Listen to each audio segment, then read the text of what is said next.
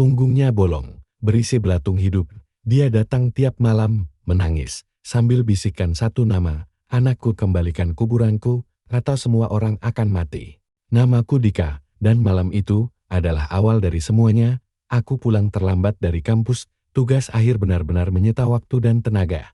Apalagi dosen pembimbingku hobi minta revisi tengah malam, jam sudah menunjukkan pukul 11:15 menit saat aku melangkah keluar dari gedung fakultas. Gerbang utama kampus sudah ditutup, jadi aku harus lewat jalan tikus di samping gedung laboratorium. Jalan pintas, tapi gelap dan sunyi. Biasanya sih nggak masalah. Tapi malam itu ada yang beda. Langit mendung tanpa bulan, angin berhembus pelan tapi dinginnya merasuk ke tulang. Di ujung gang sempit itu, di bawah lampu jalan yang berkedip-kedip, aku melihatnya, seorang wanita berdiri sendiri, membelakangi arahku. Rambutnya panjang, sangat panjang, hampir menyentuh tanah. Ia mengenakan gaun putih tipis yang melambai pelan tertiup angin. Jujur, dari belakang dia terlihat cantik, tubuhnya tinggi semampai, kulitnya putih bersih. Tapi yang membuatku aneh, dia berdiri diam, tidak bergerak sama sekali. Aku melambatkan langkah lembat, panggilku pelan, dia tidak menjawab. Aku menoleh ke sekitar, sepi, hanya suara detak jantungku dan lampu yang terus berkedip. Aku mendekat 2 langkah. "Mbak, sendirian?" Dia tetap diam, rambutnya sedikit bergoyang. Lalu aku bersumpah aku melihat. Bahunya sedikit terguncang, seperti orang yang sedang tertawa kecil. Tapi suara tawanya tidak seperti manusia. Dat aku mundur setengah langkah. Lampu di atas kepalanya berkedip sekali 2 kali. Lalu mati gelap dan saat lampu menyala kembali, dia sudah berbalik wajahnya. Astagfirullah, wajah wanita itu pucat seperti mayat, matanya gelap tanpa bola mata, hanya lubang hitam, senyumnya melebar sampai ke pipi, dan ya Tuhan, aku bisa melihat belakang tubuhnya, bolong besar, menganga, berisi belatung, dan darah hitam menetes pelan dari daging robek itu. Aku tidak bisa bergerak. Kakiku beku, tenggorokanku tercekat. Wanita itu melangkah pelan mendekat. "Kamu mirip," katanya pelan, suaranya seperti bisikan dari liang kubur. "Yang ninggalin aku dulu." Aku menjerit dan lari sekuat tenaga, nafasku tersengal, langkahku kacau, tapi aku tak peduli. Aku hanya ingin kabur dari sosok itu, dari wajahnya, dari punggungnya yang bolong, dari tatapannya yang seolah menyalahkanku. Sesampainya di gerbang belakang, aku melompati pagar besi tanpa pikir panjang. Lututku tergores, tapi lebih baik luka daripada mati berdiri. Aku sampai kos dengan nafas terengah-engah. Pintu kamar langsung kukunci 2 kali. Aku duduk di pojokan. Gemetar, dadaku sesak. Keringat dingin membasahi seluruh tubuh. Aku coba logika. Mungkin aku kecapekan, mungkin cuma halusinasi, tapi luka di lututku nyata. Nafasku masih tersengal, dan saat aku melihat ke cermin kecil di meja belajarku, aku melihat rambut panjang hitam menggantung di belakang bahuku, padahal aku sendirian. Cermin itu retak seketika. Aku terlonjak mundur, membalikkan badan. Tak ada siapa-siapa, tapi cermin itu terus retak pelan-pelan, seolah ada sesuatu dari dalam yang ingin keluar. Aku menutup cermin dengan jaket. Malam itu aku tidak bisa tidur. Setiap kali memejamkan mata, aku melihat wajahnya, senyumnya, dan punggung bolongnya yang menganga seperti mulut, meminta sesuatu, entah maaf atau nyawa. Pagi harinya aku mencoba bersikap normal, sarapan, mandi, dan kuliah seperti biasa. Tapi aku tahu, wajahku pucat, dan kantung mataku membengkak. Beberapa teman menanyakan keadaanku, tapi aku hanya tersenyum tipis. Mana mungkin aku bilang, gue diganggu sundel bolong tadi malam. Yang ada malah dikira gila. Sepulang kuliah, aku coba mencari tahu soal mitos sundel bolong. Ya, itulah satu-satunya nama yang terpikir. Wanita cantik bergaun putih, rambut panjang, wajah menyeramkan, dan punggung bolong. Klasik, tapi ternyata ceritanya nggak sesederhana itu. Di beberapa versi legenda, sundel bolong adalah wanita hamil yang mati secara tidak wajar karena diperkosa, dibunuh, atau dipaksa menggugurkan kandungan. Arwahnya gentayangan menuntut balas. Dan yang paling mengerikan, ia hanya muncul pada orang yang punya hubungan dengan masa lalunya. Aku tercekat. Yang ninggalin aku dulu. Kalimat itu terus terngiang. Kenapa dia bilang begitu? Siapa yang pernah meninggalkannya? Dan kenapa aku? Aku bukan siapa-siapa. Aku cuma mahasiswa biasa. Bukan dukun, bukan pembunuh, Bukan. Siapapun yang punya urusan dengan dunia lain, tapi kenapa dia datang padaku? Malam kedua, aku tidur sambil menyalakan lampu dan membawa Al-Quran kecil yang biasa kusimpan di laci. Tapi malam itu, aku bermimpi. Aku berdiri di sebuah ruang gelap, hanya diterangi satu lampu redup dari atas, di depanku. Sundel bolong itu berdiri, wajahnya kali ini tak seram, malah terlihat sedih. Air mata hitam mengalir dari matanya, perutnya buncit seperti wanita hamil, tapi punggungnya masih bolong, dan dengan suara lirik ia berkata, "Tolong aku, kuburkan aku yang layak." Aku terbangun dengan keringat deras, jantung berdetak tak beraturan, dan di bantalku ada setetes darah. Pagi itu, aku duduk termenung di meja makan kos, menatap semangkuk mie rebus yang bahkan belum kusentuh. Lidahku pahit, perutku mual, tapi bukan karena sakit, bukan karena demam, karena mimpi itu, karena suara lirih itu, dan karena setetes darah di bantalku tadi pagi. Aku mencoba mengabaikannya, berpura-pura semuanya cuma mimpi buruk. Tapi semakin aku berpura-pura, semakin pikiranku tergerus kenyataan. Karena semua ini terlalu nyata, bantalku memang berdarah, sedikit, tapi jelas, dan aku ingat betul, tidak ada luka di kepala atau hidungku. Aku bahkan sudah periksa ke cermin berkali-kali. Darah itu bukan dari tubuhku. Lalu, dari mana? Aku menghembuskan napas panjang. Kawan sekamarku, Reno, muncul dari balik pintu kamar mandi sambil menguap lebar. "Bro, lu belum mandi juga?" Tanyanya sambil menggosok rambut basahnya dengan handuk. Aku menggeleng, nafsu makan juga hilang. "Ren, gue kayak masih kebayang mimpi semalam." Reno menarik kursi dan duduk di seberangku. "Masih mimpi soal cewek itu?" Aku menatapnya tajam. "Cewek?" Reno nyengir. "Semalam lu migau, berkeringat parah, lu bilang jangan lihat punggungnya, jangan lihat punggungnya. Gue kira lu abis nonton film horor." Aku tercekat. "Itu bukan igauan sembarangan, itu persis yang aku lihat, punggungnya bolong." Aku mengusap wajah Ren. "Lu percaya nggak sih sama sundel bolong?" Reno mendadak serius. Ia menatapku, lalu berkata pelan, "Serius Manya?" Aku mengangguk. Dalam hati, aku berharap dia bakal ketawa atau menganggapku gila, tapi wajah Reno tak menunjukkan itu. Malah sebaliknya, dia terlihat seperti orang yang sedang menyimpan sesuatu. "Gue pernah dengar cerita," katanya, "tapi bukan dari film, dari nenek gue." Aku diam. "Ceritain." Reno mengangguk pelan. "Dulu, di kampung gue, ada gadis yang diperkosa sama pacarnya sendiri. Cowoknya orang berpengaruh. Akhirnya si gadis dipaksa gugurin kandungan, nggak dikasih izin hidup. Akhirnya meninggal dengan tragis, punggungnya robek. Orang-orang bilang, arwahnya gentayangan, jadi sundel bolong." Tapi Reno menatapku dalam. "Katanya arwah kayak gitu cuma muncul ke orang yang punya hubungan dengan kematiannya." Aku merinding. "Itu dia masalahnya, Ren," gumamku. "Gue nggak kenal dia, tapi dia bilang, gue mirip orang yang pernah ninggalin dia." Reno menelan ludah. "Lu yakin itu bukan mimpi?" Aku menggilang, lalu berdiri dan masuk ke kamar. Kutarik bantalku, kutunjukkan noda darahnya. Reno terdiam, matanya membelalak kecil. "Lu mimisan?" "Enggak." Dia mendekat, mencium bau bantal itu. "Ini bau anyir, bukan darah baru, lebih kayak darah busuk." Kami berpandangan. Tanpa kata malam harinya, aku memutuskan tetap tidur di kamar kos. Tapi kali ini, dengan lampu menyala dan televisi sengaja kuhidupkan di volume rendah. Aku duduk bersandar di dinding, Al-Quran kecil di tangan kanan, senter di tangan kiri. Paranoid? Mungkin, tapi aku tak mau ambil risiko lagi. Sekitar jam 1 dini hari, aku terbangun. Aku tak sadar kapan tertidur. TV sudah mati, layar gelap total, lampu masih menyala, tapi temaram. Seperti kehilangan daya, aku mencoba berdiri, tapi kakiku berat, kepalaku pening. Lalu, terdengar suara itu lagi. "Ah, ah, ah." Suara bayi menangis. Sayup makin dekat. Aku menoleh ke jendela. Kosku berada di lantai 2. Tak mungkin ada bayi.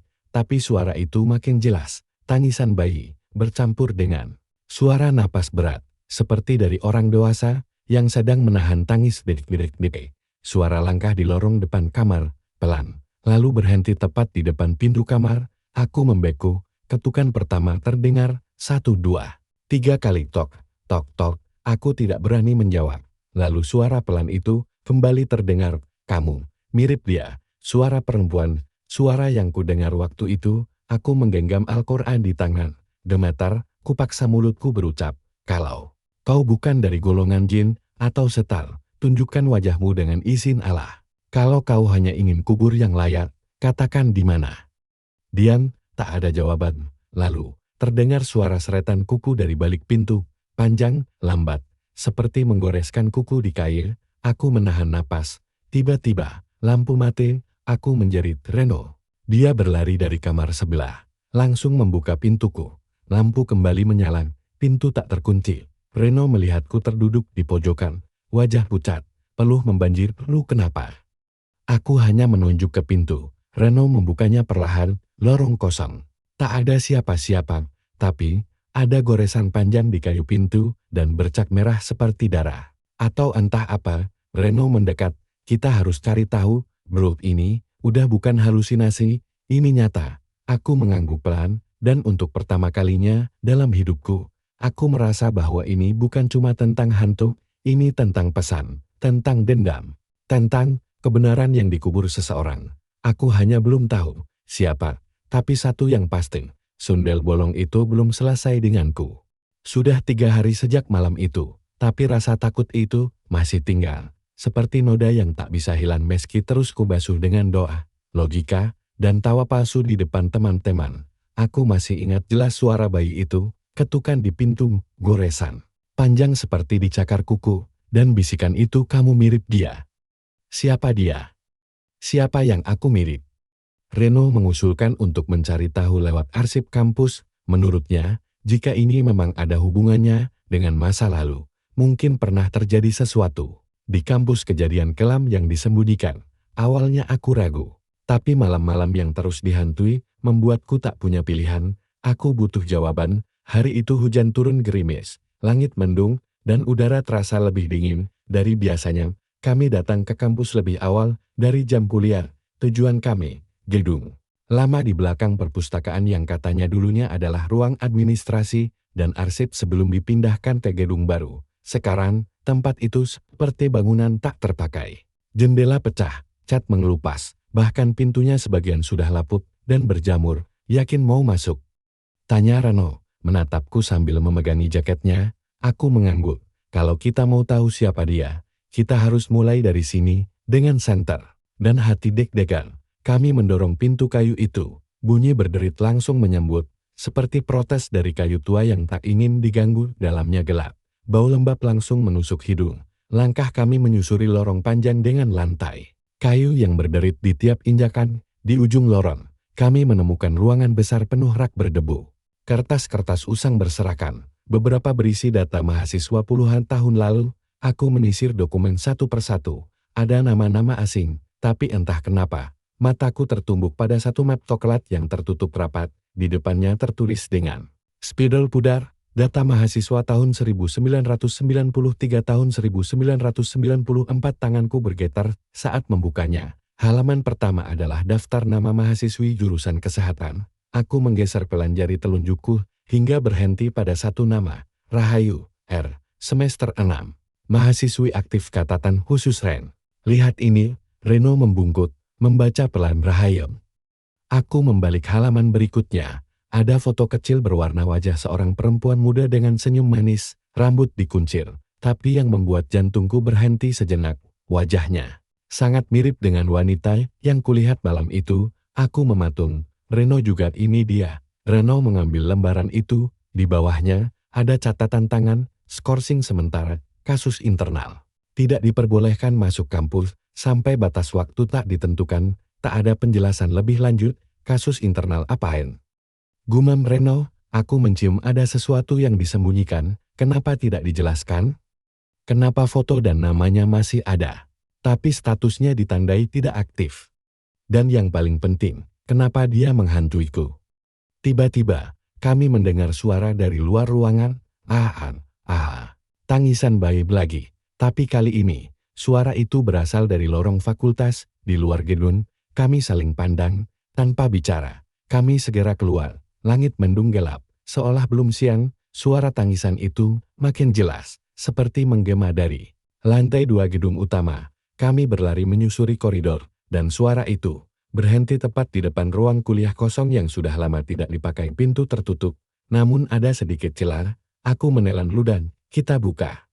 Reno mengangguk. Kami dorong pelan pintu tua itu. Krak, ruang itu kosong. Tidak ada siapapun, tapi di pojok ruangan ada ayunan kecil tua yang entah sejak kapan berada di sana. Ayunannya bergoyang pelan.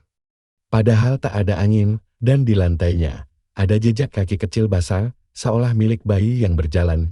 Meninggalkan bekas air darah. Kami mundur, lalu suara itu terdengar jelas. Kembalikan aku.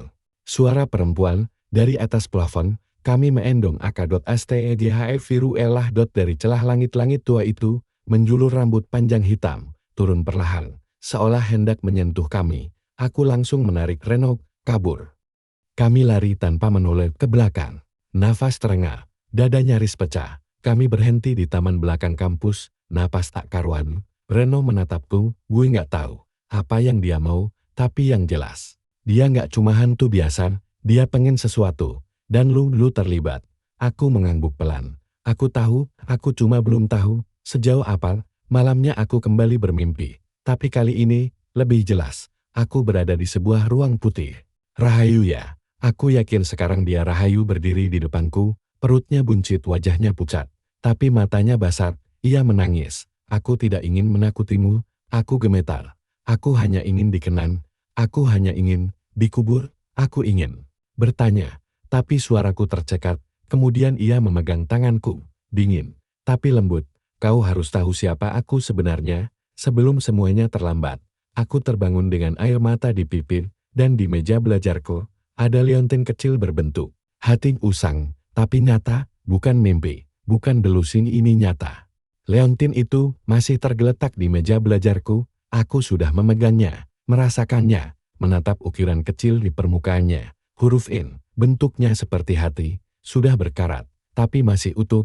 Aku yakin, ini bukan milikku, aku tidak pernah punya barang semacam ini, dan membuat bulu kuduku berdiri. Leontin ini muncul setelah mimpiku. Reno masuk ke kamar, langsung mengamati benda itu. Lu nemu di mana? Aku tidak menjawab langsung, aku hanya menatapnya lekat, lalu pelan-pelan berkata, dia ngasih, di mimpi gue. Reno mengernyit. Tapi dia tak menertawakanku. Dia tahu, ini bukan lelucon. Apalagi setelah semua kejadian aneh yang sudah kami alami. Kami tahu satu hal, Rahayu tidak ingin membunuhku. Setidaknya belum. Dia ingin dikenang, ingin diceritakan, dan ingin dikuburkan entah secara harfiah, atau secara sejarah. Kalau nama, dia benar-benar pernah ada di kampus ini, kata Reno. Seharusnya ada jejak lain, selain data di arsip. Mungkin foto angkatan, acara kampus, atau aula. Aku langsung paham maksudnya. Aula tua kampus, gedung besar yang sekarang sudah jarang digunakan karena dianggap angkal. Beberapa mahasiswa baru bahkan dilarang masuk ke sana tanpa izin. Tapi kami bukan mahasiswa baru lagi. Kami ingin tahu. Aula itu berdiri megah di sisi timur kampus dengan atap tinggi khas bangunan era 90-an. Dulu sering digunakan untuk acara ospek, pentas seni, sampai wisuda. Tapi sekarang terlihat terbengkalai. Kat tembok terkelupas, jendela sebagian pecah, dan rumput liar menjalar ke dinding luar. Kami datang sore hari, menjelang matahari tenggelam. Udara mulai lembab.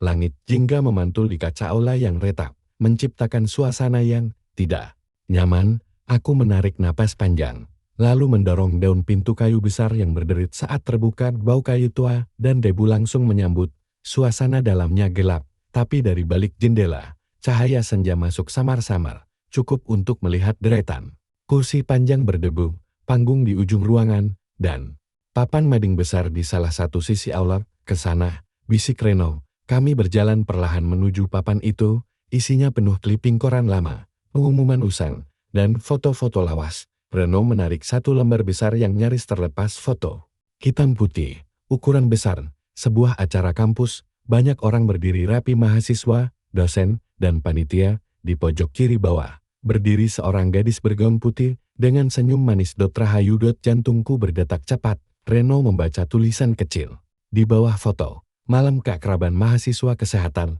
tahun 1994. Ini dia, bukti fisik. Rahayu benar-benar pernah menjadi bagian dari kampus ini. Tapi, kenapa tak banyak yang ingat? Kayak, sengaja dilupain, ya. Gumam Reno. Aku mengangguk. Ada yang tidak beres, apalagi di pojok kanan foto, ada satu wajah yang disobek, hanya tinggal sobekan kasar, entah siapa yang ada di situ, tiba-tiba berak. Sesuatu jatuh di lantai atas aula, kami saling pandang, aula ini hanya satu lantai, setahu kami, tapi di atas panggung, ada tangga sempit menuju loteng kayu kecil yang nyaris tak terlihat. Kami naik dengan pelan. Setiap anak tangga berderit menyakitkan telinga. Sampai di atas, kami menemukan ruangan sempit penuh debu dan sarang laba-laba. Ada lemari kayu tua, gemboknya sudah karatan. Dengan sedikit tenaga, Reno mencongkelnya pakai gagang senter. Lemari terbuka isinya. Map-map usang dan satu album foto. Aku membuka satu map di dalamnya. Ada surat laporan internal. Rahayu Eri, mahasiswi jurusan kesehatan semester 6, diketahui mengandung janin berusia 5 bulan, diduga hasil hubungan dengan mahasiswa aktif berinisial D. Permintaan aborsi ditolak oleh pihak kampus, namun terjadi keguguran mendadak. Mahasiswi mengalami pendarahan hebat di kamar mandi asrama, tidak sempat dibawa ke rumah sakit. Jenazah disembunyikan dan dikubur tanpa prosedur. Tanganku gemetar. Aku membaca ulang, tapi isinya tak berubah. Rahayu meninggal karena dipaksa aborsi, lalu dikubur secara diam-diam, dan nama mahasiswa pria itu hanya disebut inisial D. Aku menoleh ke Rena. Dia juga terdiam, mulutnya terbuka separuh. D. Gumamku. Di siapa dosen? Mahasiswa. Bisa siapa aja, jawab Reno pelan. Aku membuka album foto, di lembar keempat, aku melihatnya, sebuah foto Rahayu, dan seorang pria muda, mengenakan jaket alma mater, wajahnya familiar, tapi aku tak yakin dari mana lalu. Mataku tertumbuk pada tulisan, di balik foto itu, Rahayu dan di tahun 1994 dilarang lupa. Aku bergidik, dilarang lupa? Lalu kenapa semua orang seperti lupa? Seolah dia dihapus dari sejarah kampus ini, di D, inisial yang sama, tapi aku bukan dia, atau ada yang lebih dari itu? Tiba-tiba, udara di ruangan berubah dingin, bulu kudukku meremang. Reno menyentuh lenganku. Bro, kita nggak sendirian. Aku menoleh, dan di balik tumpukan mat, rambut hitam panjang mulai menjuntai, dari langit hiven langit dot pelan dot diam. Suara bayi itu lagi, tapi kali ini, lebih dekat, lebih nyata, dan bisikan itu kembali. Kuburkan aku, dengan namaku. Lampu senter padam, kami berlari menuruni tangga, lompat dari panggung, keluar dari aula secepat mungkin. Sore sudah berubah menjadi gelap, tapi sejak saat itu, aku tahu, Rahayu bukan sekadar arwah penasaran. Dia adalah kebenaran yang disembunyikan, dan aku adalah kunci untuk membongkarnya. Setelah kejadian di aula tua itu, aku tidak lagi bisa memandang kampus dengan cara yang sama. Tiap sudut lorong, tiap tangga, bahkan suara bel kuliah, semuanya terasa menyimpan sesuatu, seperti ada yang diam-diam mengawasi, bukan dari CCTV. Tapi dari balik dunia lain, aku masih menyimpan foto Rahayu dan lelaki berinisial D itu di dalam map di kamarku. Entah kenapa aku merasa harus memilikinya, seperti ada beban yang harus kutanggung, meski aku sendiri tak mengerti alasannya. Pagi ini, aku harus presentasi seminar. Jas alma mater yang sudah kusimpan di lemari, selama berminggu-minggu kembali kukeluarkan, kusetrika seadanya, lalu kupakai kancing atasnya sedikit longgar, dan bau apek masih tertinggal meski sudah kuberi pewangi. Aku berdiri di depan cermin, cukup rapi, gumamku. Tapi saat aku membalik badan untuk melihat bagian belakang, aku membeku, ada bercak merah gelap di bagian punggung. Awalnya kukira tinta atau sisa karat dari gantungan besi lemari, tapi saat kusap, lengket, dan aromanya bau amis, bau darah.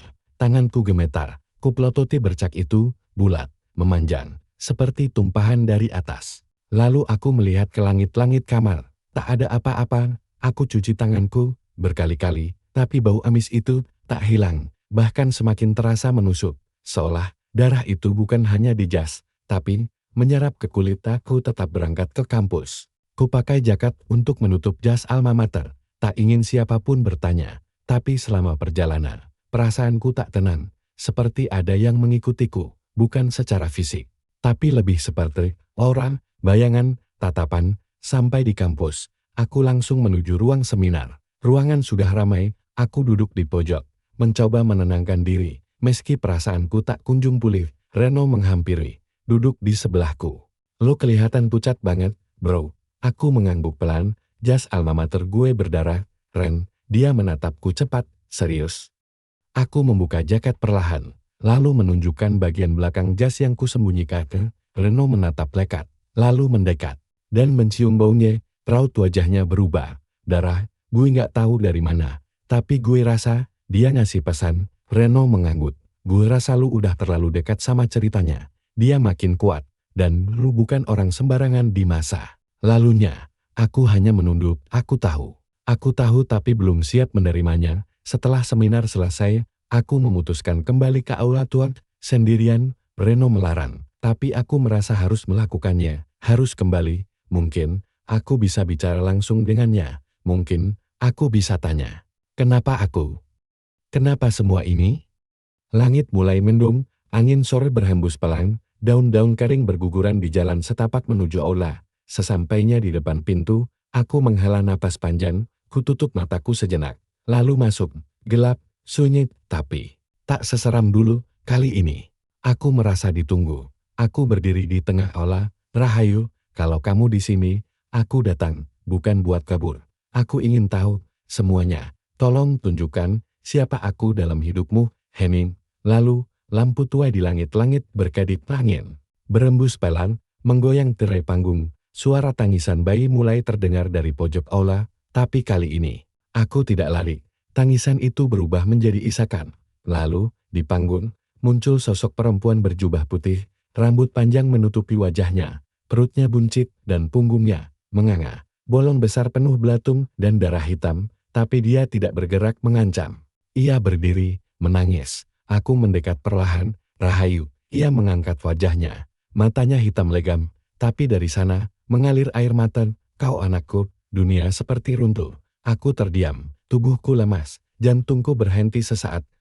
Apa iya? Mendekat, suaranya bergetar. Aku hamil 5 bulan, tapi mereka tidak mau aku melahirkan. Mereka bilang aku memalukan. Mereka menyuruhku diam, mengunciku, dan saat aku berdarah-darah, mereka membiarkanku mati. Tangannya gemetar. Tapi kamu, selamat. Mereka mengambilmu dariku, dan memberimu nama baru. Aku nyaris tak bisa bernapas. Nama baruku, Dika dari Rahayu dan lelaki berinisial D. Ayahku, siapa? Siapa, ayahku? Bisikku, tapi sebelum ia menjawab, lampu aula padam, gelap total. Suara tawa menyeramkan menggema. Bukan suara Rahayu ini, lain. Lalu bisikan berat masuk ke telingaku. Jangan cari tahu, atau kamu akan menggali lebih dari sekadar kuburan.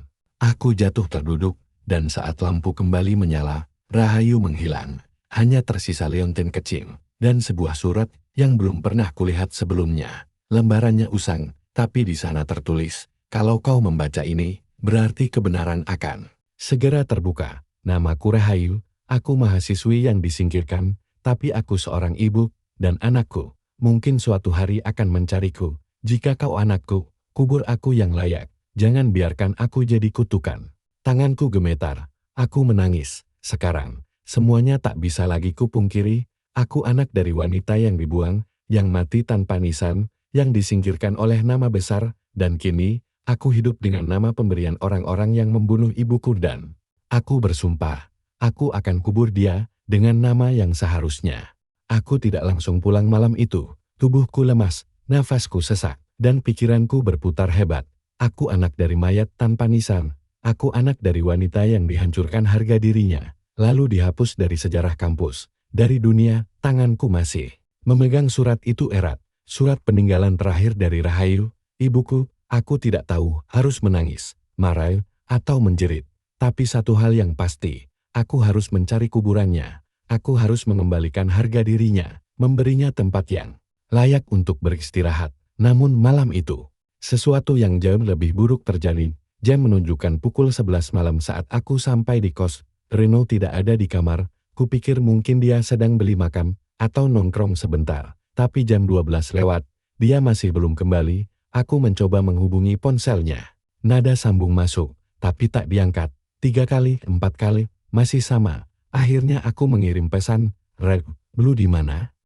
Gue pulang barusan melunggak di kamar. Tak dibalas, detak jantungku mulai tak karuan. Kukira hanya firasat, tapi rasa gelisah itu makin kuat.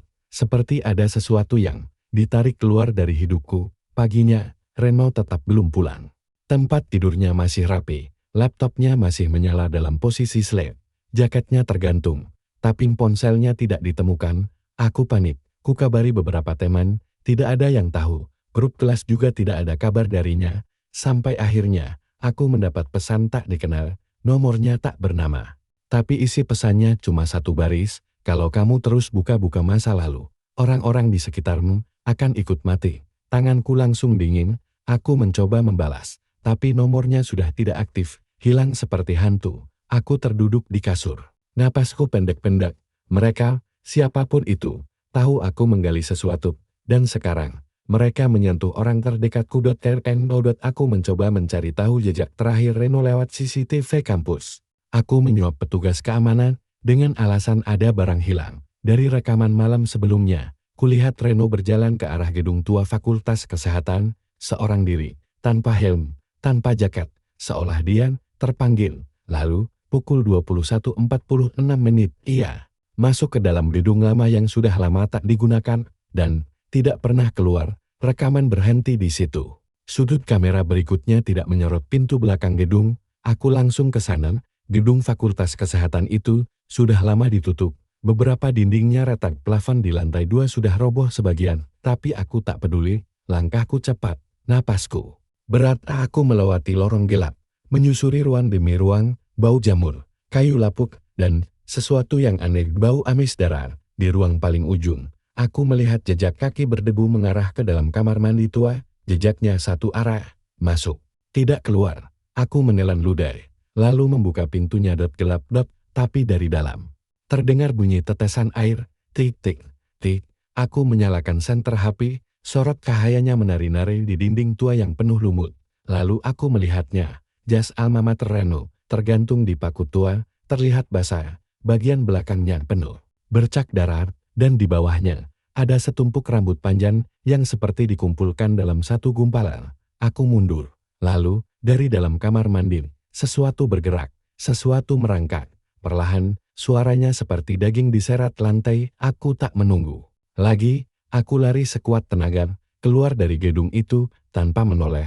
Aku tahu itu bukan Reno, atau mungkin itu Reno, tapi sudah bukan dirinya lagi. Malam itu, aku terpuruk, menangis, tak tahu harus bagaimana. Reno hilang, aku tak punya siapa-siapa lagi. Satu-satunya hal yang tersisa, hanyalah satu tujuan, mencari makam Rahayu. Maka aku kembali membuka surat yang ia tinggalkan. Kutatap ulang tulisannya, kali ini dengan lebih saksama. Di baris paling bawah, ada kalimat yang tak sempat kubaca kemarin. Aku dikubur di bawah akar besar. Tempat aku biasa menyendiri, belakang gedung kesehatan. Hatiku mencelos, belakang gedung kesehatan, tempat terakhir Reno terlihat.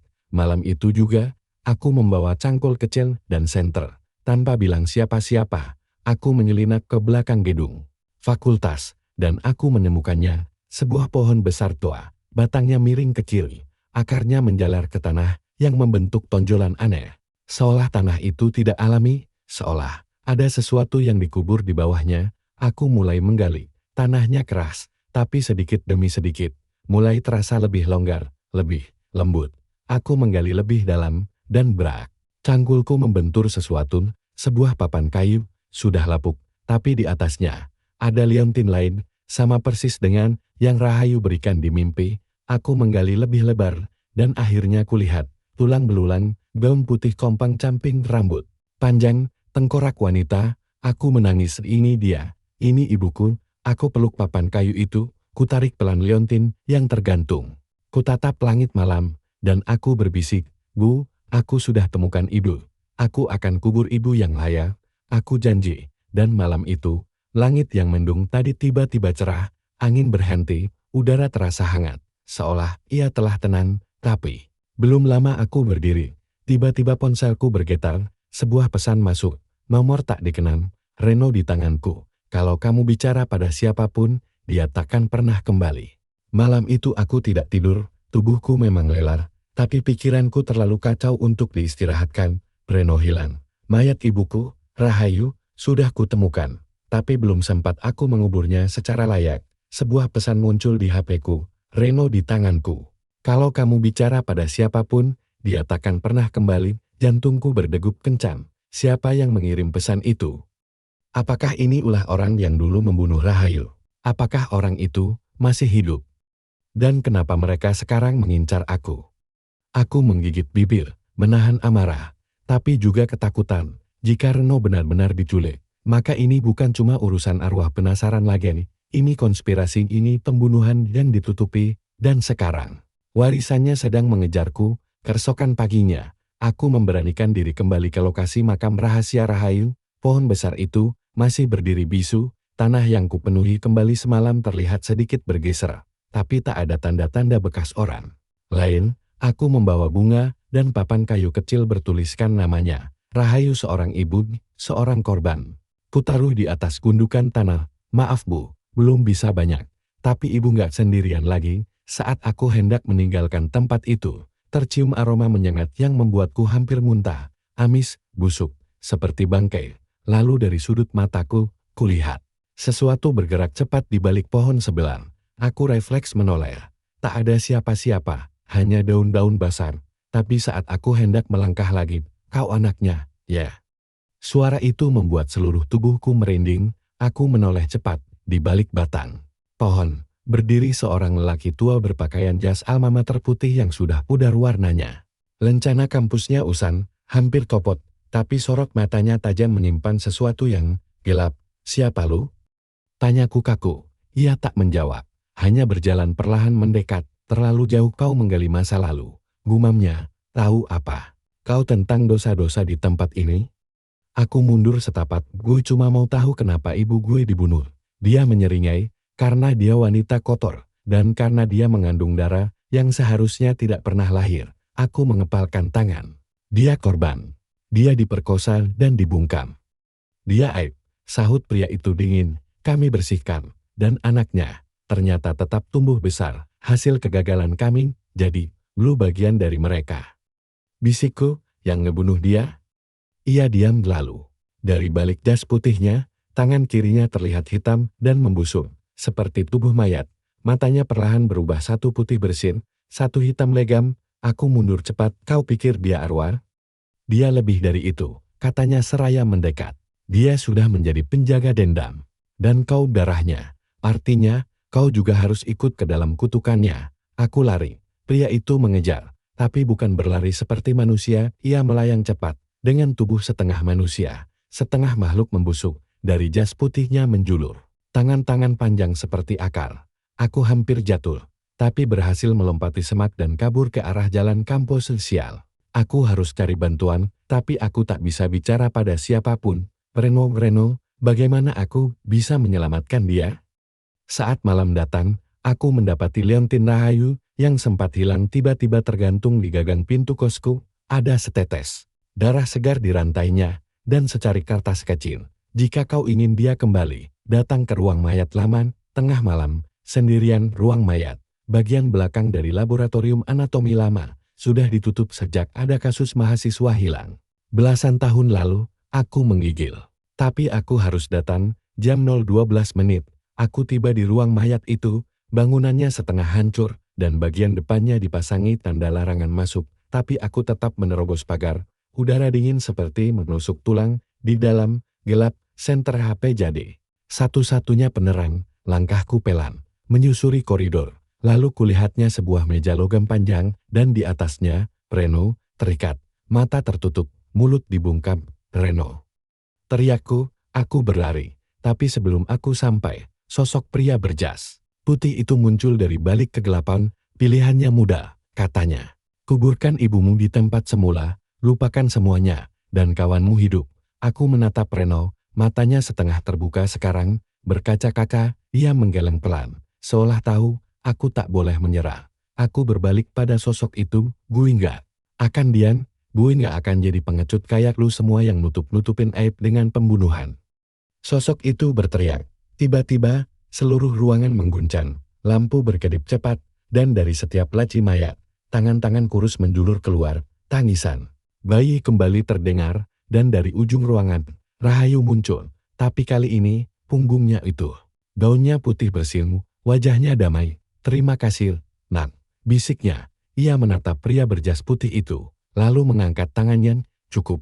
Tiba-tiba, seluruh ruangan sunyi. Tangan-tangan menghilang. Pria itu melengking dan terbakar dari dalam. Api berwarna hitam melalap tubuh setengah iblisnya. Ia menjerit, lalu meledak menjadi abut, dan Reno terlepas dari ikatan. Ia roboh, pingsan. Rahayu mendekatiku, menyentuh wajahku. "Terima kasih, karena tidak membiarkanku menjadi cerita yang dilupakan." Air mata mengalir di pipiku. "Selamat jalan, Bu. Sekarang Ibu bisa tenang." Dan ia menghilang. Kami keluar dari ruang mayat menjelang subuh.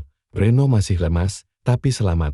Dan ketika matahari pertama menyinari kampus, aku berdiri di makam baru ibuku. Kali ini, di tempat yang layak, dengan batu nisan yang benar, di pemakaman umum. Nama, Rahayu. Seorang ibu korban, pahlawan kebenaran. Sudah seminggu sejak malam itu, sejak makhluk berjas putih dibakar oleh arwah ibuku sendiri. Sejak Renoku temukan hidup, meski trauma masih tergambar jelas di wajahnya. Dan sejak aku menguburkan Rahayu dengan layak, di pemakaman umum yang sederhana, tapi damai. Namun satu pertanyaan belum terjawab. Siapa di ayah kandungku? Orang yang menjadi awal dari semua luka ini. Orang yang menanam benih di tubuh ibuku, lalu menghilang, meninggalkan aib dan kematian di belakangnya. Aku tahu jika aku berhenti sekarang, mungkin hidupku akan lebih tenang. Tapi aku bukan pengecut, dan aku tahu, ibuku belum sepenuhnya damai. Selama kebenaran tentang dia belum terungkap, aku memutuskan untuk kembali ke tempat semua itu dimulai, arsip kampus. Kali ini sendirian, malam hari dengan senter dan niat penuh. Aku masuk lagi ke gedung berdebu di belakang perpustakaan. Aku tahu sekarang di mana harus mencari. Map lama itu tahun 1994 masih ada. Tapi kali ini, aku mencari data dosen dan pembimbing skripsi.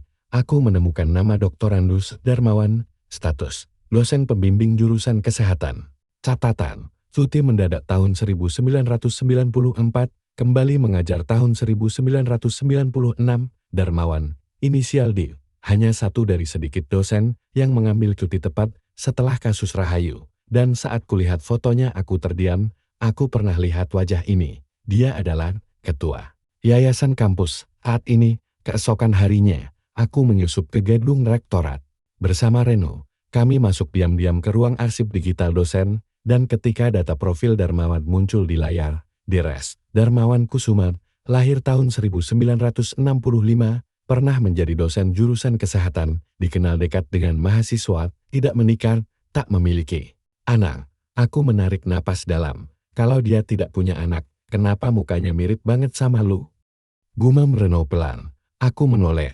Karena gue, anaknya. Seketika, semuanya menyatu. Dia memperkosa ibuku. Dia membiarkannya berdarah-darah. Sendirian, dia ikut dalam penghilangan paksa, dan dia yang kini berdiri sebagai orang terhormat di kampus ini.